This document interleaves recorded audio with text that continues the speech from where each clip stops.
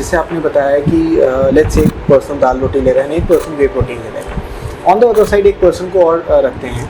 जो वे प्रोटीन तो नहीं ले रहा बट उसका नेचुरल प्रोटीन कंजप्शन बहुत अच्छा है, like he is taking meat, dairy products ले रहा है, एग्स ले रहा है, तो let's say that person is consuming 100 grams of protein through natural sources, second person is consuming 100 grams of protein through whey, and third is consuming 50 grams protein through natural sources. तो जो 100 grams वाले दोनों हैं तो उनका muscle gain equal रहेगा या दोनों में कोई डिफरेंस रहेगा? ऑलमोस्ट इक्वल रहेगा। स्टडीज ने ये पाया है कि अगर आप डिफरेंट सोर्सेज से प्रोटीन कंबाइन करते हैं और वो प्रोटीन आप का जो इंटेंसिटी ऑफ वर्कआउट है उसके हिसाब से जो रिक्वायरमेंट है उसको मैच करता है, तो you will be able to gain muscle at equal terms with दूसरा बंदा जो वे कर रहा है। अगर कोई इंक्रीमेंटल डिफरेंस है तो वो भी नेग्लिजिबल होगा या बहुत with in percentage like 2 or 3%। और दूसरी सबसे इंपॉर्टेंट बात जो आपको रिमेंबर करनी है वो ये कि आप कभी भी अपना पीयर कंपैरिजन ना करें, अपने आप को अपने से कंपेयर करें जब आप वर्कआउट कर रहे हैं। Like I can not compare myself to अभिषेक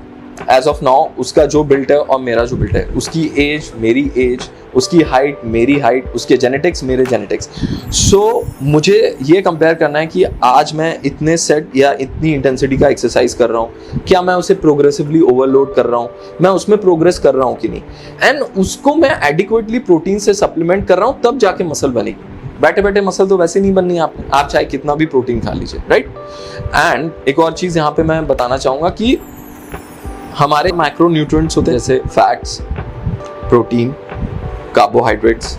तो उसी तरह से आपका जो प्रोटीन है वो एक कंपोनेंट है उसके, एंड फाइबर। सो प्रोटीन जो आपका एक कंपोनेंट है वो आपको मसल बिल्डिंग के लिए हेल्प कर रहा है, बट अगर आप उसे एक्सेस अमाउंट में यूज करोगे और आप एडिक्वेट एक्सरसाइज नहीं करोगे तो बॉडी एक्सेस कैलोरीज को भी कन्वर्ट करेगी और स्टोर करेगी as a fat. So at the end of the day you have to remember कि it's not only whey protein और एनी अदर प्रोटीन, आप जब तक उसको एडिक्वेट इंटेंसिटी एक्सरसाइज के साथ कंबाइन नहीं करेंगे और प्रोग्रेसिव ओवरलोड नहीं करेंगे, हर हफ्ते 2 हफ्ते के साथ अपना प्रोग्रेस मेजर करें कि हाँ मैं धीरे धीरे अप कर रहा हूँ अपनी इंटेंसिटी ऑफ एक्सरसाइज, तो आपका मसल बिल्डिंग होगा नहीं या फिर वो प्लेटो हो जाएगा। और जहाँ तक रही बात नेचुरल वर्सेस वे की,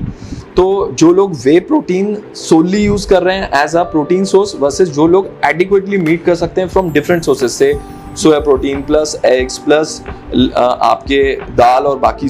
वीगन सोर्सेज हो गए, पोल्ट्री हो गया, फिश हो गया, मीट हो गया, इस सब से आप एडिक्वेटली मैच कर पा रहे हो तो दोनों का ऑलमोस्ट सिमिलर ग्रोथ होगा। अब हम बात करते हैं जेंडर स्पेसिफिक की। कई बार